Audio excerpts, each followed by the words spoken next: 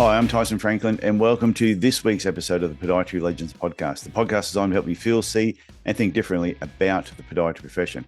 Today is episode 385, and it's another solo episode. Now, if you enjoyed my previous two solo episodes, one was episode 370. It was titled Managing Stress as a Podiatry Business Owner and the Key to Avoiding Burnout. And the other one was episode 379, The Loneliness of Leadership, Why Business Owners Need Support. If you enjoyed those two, you're going to enjoy today's topic as well, because it builds directly from those two episodes. So today's episode is titled The Energy Audit, How to Reclaim Time, Focus, and Motivation in Your Work Week. But before I dig into the details of this episode, let me ask you a really simple question. How often do you end the week feeling mentally flat, emotionally drained, or like you were busy, but not really that productive? If your answer is yes, that's how you feel most weeks, then you're not alone. Today, I'm going to talk about a practical way to look at where your time, energy, and focus is going each week, and how to make small shifts that lead to big improvements in how you feel and perform. This isn't about productivity, or it isn't about coming up with productivity hacks.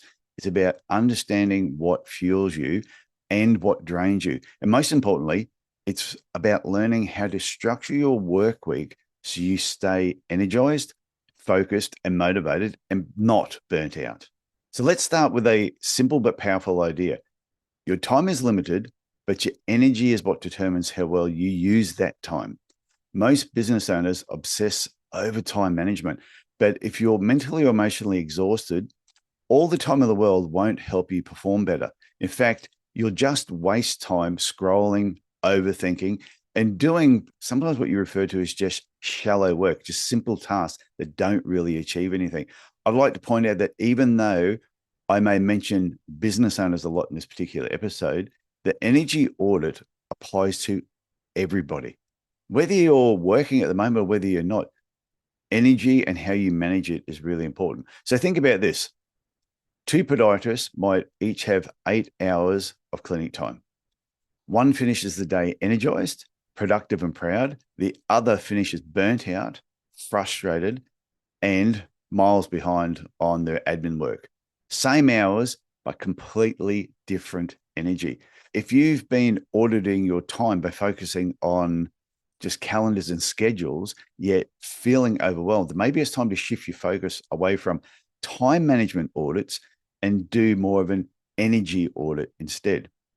Which begs the question, what is an energy audit? You might be thinking about that. So an energy audit it's really a weekly reflection where you ask yourself a few simple questions. First question, what energized me this week? Second question, what drained me this week? Third question, what felt easy and fulfilling? And the last question is, what felt heavy and repetitive? Write down a list of tasks. It could be people, it might be meetings or decisions, and you rate them in terms of energy. Was it energizing? Was it draining? Or was it neutral? And that's why I mentioned this relates to tasks. It can relate to meetings. It can also relate to people. You spend time with people. Is it energizing? Is it draining? Or is it neutral? When you see the list and it's all laid out in front of you, you'll start to spot patterns. For example, maybe Monday consults light you up, but Wednesday morning meetings suck the soul out of you. Maybe you love mentoring junior team members, but doing, say, shoe or orthotic modifications or writing reports just puts a strain on your brain. Once you identify these patterns, you can make changes that sort of respect your energy flow, not just your time. And there are 4 basic energy zones that I want to run through. The first one, zone number 1, is having recharge activities. These fill up your cup. They make you feel good. Think about like when you go for a walk or listening to a podcast or having some creative time, but even just having a lunch break in peace. You need more of these in your day. You need more of these planned than what you probably allow already. When I'm working with a coaching client, I'm often having to help them identify recharge activities. Sometimes they just get lost in the clutter of life and forget to stop and recharge.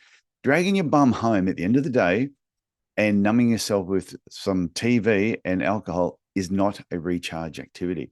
I recently visited a podiatry clinic for an on-site team building creativity day, which is a new program I've developed. And during one of the sessions, I had them share activities and things that make them happy and recharge a battery.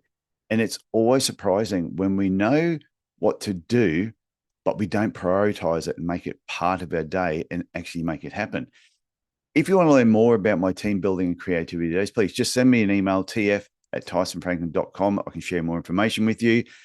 They're a lot of fun to do, and your team will thank you for organizing it. How I explained it to this group when we first got it started, I said, imagine remember when you were back at school and you had sports carnival day. So you're still at school, but it was a fun day.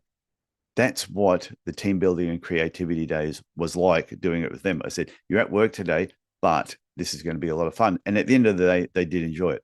Just to let you know, I'm prepared to do these anywhere in the world based on my prior commitments. So anyway, let's recap. First thing about the 4 energy zones, the first one was recharge your activities. Now, the second one, zone 2, is high energy work.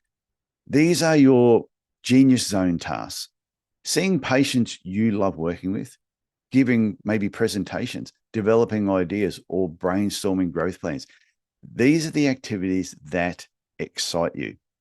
Zone 3 are low level essentials. These are tasks you have to do, but don't necessarily enjoy. It could be admin, it could be rostering, might be doing accounts. They're necessary, but if overdone, they can become draining. And zone 4, this one's really important. These are the energy vampires. These are the soul suckers. They are the tasks or people that leave you flat. It could be micromanaging team members. You might have referrals from certain places, but every referral is toxic. It's just not a good referral. Or long meetings that go nowhere. And there's a bit of a side note, when it comes to meetings, if there's no agenda, don't bother. Unless it's a morning huddle where it's very quick and succinct, you can waste a lot of time at meetings. If your employer calls a meeting, ask them when the agenda will be sent to you. This should make them stop and actually think about it. Oh, maybe I should have an agenda. And if you don't have an agenda at a meeting, the meetings can go too long and they can go off track. And usually very little is achieved at the end of it all. So the goal of an energy audit is to increase time in zones 1 and 2, reduce times in zone 3, and find ways to batch, delegate, or eliminate anything that is in zone 4. So the next thing I want to talk to you about are some of the common energy traps I see in podiatry clinics. First one is back-to-back patients with no breaks. I hear about this all the time. You might make more money in the short term, but it's a fast road to mental burnout. It's also a great way to burn out your team, or maybe even have them questioning their career choice. We hear all the time podiatrists are leaving. Why are they leaving? You've got to start thinking about some of those reasons. The second thing is unstructured admin time. You're doing bits of paperwork between patients or late in the evening. You're never truly off. I think you and your family deserve better. Number 3, managing the wrong team. If you've got staff who don't align with your values, you spend more time putting out fires than doing meaningful work. I would much prefer to stay or have stayed as a solo practitioner than work with someone that was extremely difficult to work with. I don't think money is that important. And there's just ways to get around all this. You don't have to be doing it the hard way. Number 4 is no creative outlet, a lack of variety, or your skills being challenged or motivated. You need creativity. You need strategic time, not just routine podiatry tasks. And if you don't think you're creative, you are 100% wrong. Everybody is. They just need to be shown how to tap into that part of their brain. Number 5, saying yes to everything. Overcommitting drains your energy and dilutes your focus. Saying yes to things that don't align with what you want to achieve in the next 3 to 6 months or your longer term goals is not very smart. Saying yes just because it makes money is not a good enough reason. Now, if any of those resonate, it's a sign your weekly structure might need realigning, not just your schedule, but your energy allocation. So the next thing I want to talk about is how to structure your week. Yeah, let's talk about solutions. Let's move the tempo into a more positive direction. Here's how you can apply your energy audit results to restructure your work. Number one, time block for energy, not just for tasks. So time blocking is one of the first concepts I like to teach my coaching clients, but it must be done right. Group similar tasks and do them when your energy is at its highest. If mornings are your most focused time, don't waste it on checking emails or just doing really basic admin work. There's more important work to be done. If you know you like to chill out, for example, on a Friday afternoon, you like to slow things down a little bit, then block this time out for simple tasks or treatment of patients that won't mentally overwork you. You may even keep this particular afternoon only for patients that you know and you like working with, because it's not going to chew up a lot of energy. In the end, it's up to you. But the point is to time block for energy, not just for particular tasks. The second thing about restructuring your week is number two is guard your recharge time. Don't treat breaks like a luxury. You need to protect them. A 30-minute walk will be fantastic for you. Even if you did that during the day, even a 10 or 15-minute break during the day is going to help recharge you. But taking a proper lunch break can save you 3 hours of unproductive fog afterwards, where you're burnt out and you just don't have any mental energy left. In my clinic, we had a kitchen that was set up where we, like every other clinic would have a kitchen. It was a good size. But off the side of the kitchen, we also had a staff room set up that we referred to as Margaritaville. And we had bean bags in there. We had wallpaper that had palm trees. The whole room was set up sort of like you were at a beachy sort of room. Had a big TV set up in there. These were the rules when you were in Margaritaville. Nobody could come and ask you questions. You didn't talk on your phone in Margaritaville. Your receptionist couldn't walk in and say, oh, there's a patient on the phone. When you were in Margaritaville, it was a safe zone. Nobody could come and harass you. So when a podiatrist would have their break and they would move into Margaritaville, they knew that that was their quiet time. And they could talk with the other podiatrists. They could talk about whatever they wanted, as long as it wasn't work related. As soon as you stepped out of Margaritaville, if you're in the kitchen, yes, they could come and ask you questions. So I'm not saying that every clinic has a room to set something up like that, but it was one of the best things we did. And plus, it was a lot of fun. It was a comfortable place. And that's where we had a lot of our meetings as well. So the third thing is delegate or automate low energy tasks. So if it drains you and someone else can do it, delegate it. If it can be automated, automate it. Your energy is a premium resource and you need to protect it. The fourth thing is batch creative work. Pick one morning a week for clinic strategy, might be marketing, planning, or team development. You'll start to look forward to those days. Creative days are fun days. Consider a yearly team building creative day, like I did with one of my clients. And if it's not with me, just find somebody else to do this with. You will not regret it. Or try doing it yourself. It will become one of the most popular days in your clinic. One of my coaching clients, and I love this, on Melbourne Cup Day, which if you're in Australia, you know what Melbourne Cup Day is all about. If you're overseas, Melbourne Cup Day is a horse race where pretty much the whole country comes to a standstill to watch this horse race. Some places will work in the morning and they'll then close up at lunchtime and they'll go to a lunch and do some other activities. So one of my coaching clients on Melbourne Cup Day, and they do this every year, in the morning, this is when they do their CPR updates. They get the whole team together.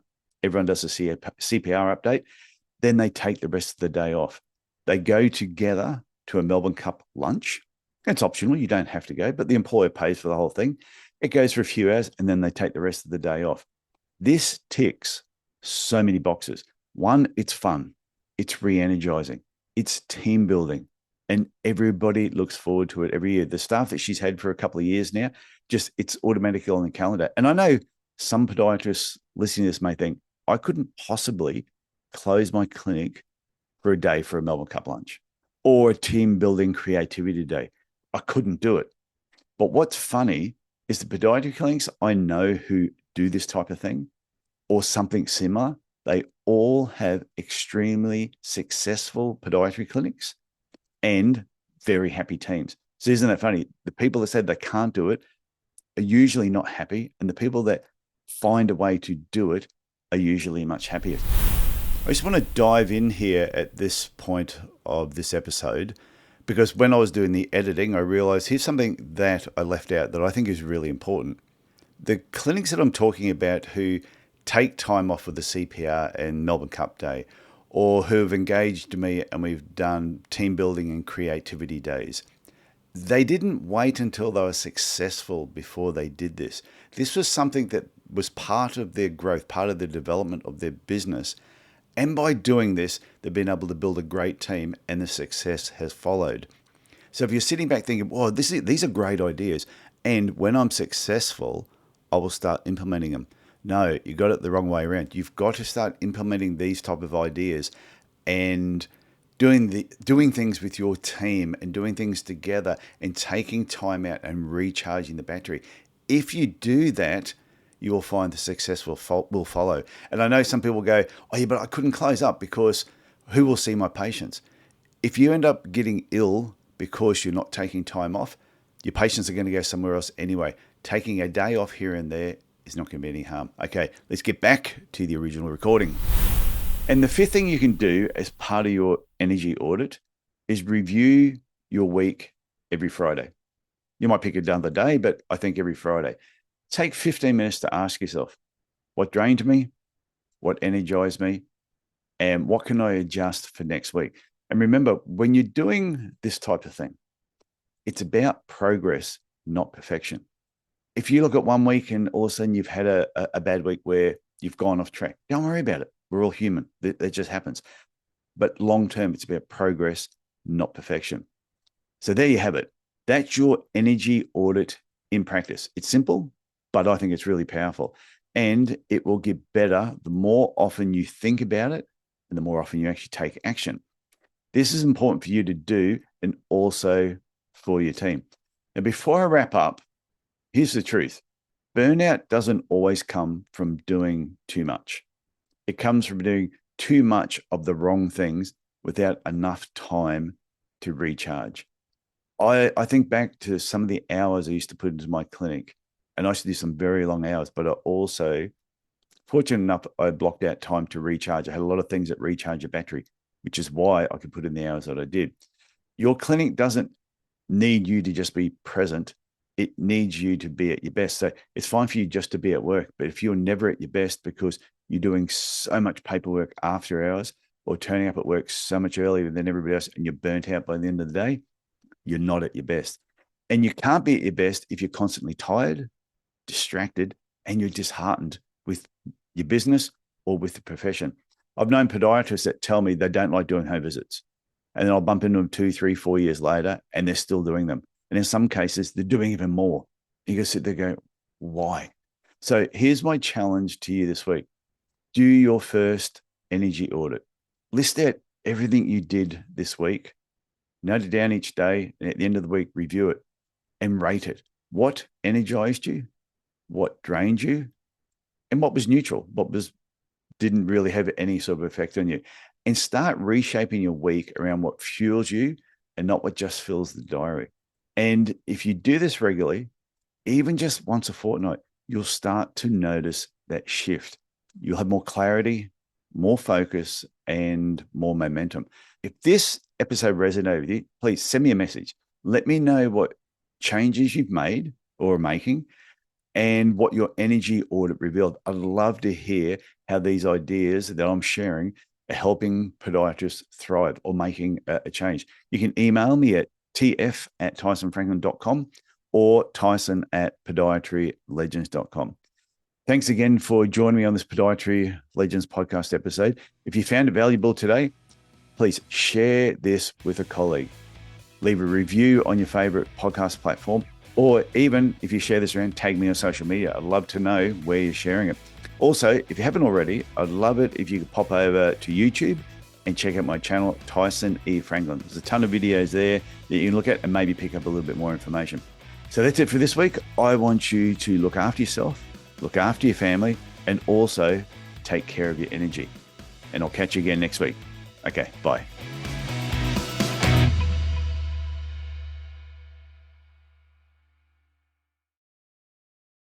I thought this episode would be the perfect episode to drop in my Easter egg, little secret message at the end of the podcast. Like I say, I don't do it on every podcast, which is why you should always listen to the end.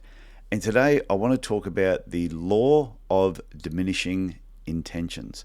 And what this law is all about, when you're thinking about doing something, the longer you take to take action on it, the chance of you actually doing it diminishes. And that's why it's called the law of diminishing intentions. And it pretty much says the likelihood of you actually doing something, the longer you let it go, the likelihood just drops. It actually plummets. Which is why I wanted to put it on the end of this episode, because I think if you listen to this episode, you went, these are fantastic ideas. I need to do an energy audit. If you don't start doing something straight away towards it, you're probably not going to do it. If you go, I'll start it next week, I'll start it Monday, I'll start it Friday, the longer it goes on, the less chance you've got to do it. And I have mentioned this on other podcasts. I have shot a YouTube video about this, and it's on my YouTube channel. So just keep that in mind. This doesn't just relate to podiatry or what you hear on a podcast. This relates to everything in life. The longer you let it go before doing something or taking action, the less likely you have of it happening. If you want to lose weight, I'll start my diet tomorrow. I'll start it the day after. I'll start it next week. You'll never start it. I'm going to start exercising. Doesn't matter what it is. So what you should be doing when you decide you want to do something is you need to plan out time to make it a reality. Even if it's just a small little action. If you keep doing these small little actions, it will accumulate into something greater. And this is what I see this happening at podiatry conferences all the time. People go there, they take a ton of notes, they've got all these ideas, but they get back to work, and because they haven't planned out when they're going to do this action, it doesn't happen. The law of diminishing intentions takes over, and 2 years later, they're at another conference, writing down the same notes, saying the same things, and it's just rinse and repeat. So just keep that in mind. Anything you want to do, whether it's the energy audit, lose weight, exercise, do something with your clinic, team building, it doesn't matter what it is. If you don't take a little bit of action every day, the law of diminishing intentions will take over and it will not be done. I hope you get something from that, and I'll talk to you again later. Bye.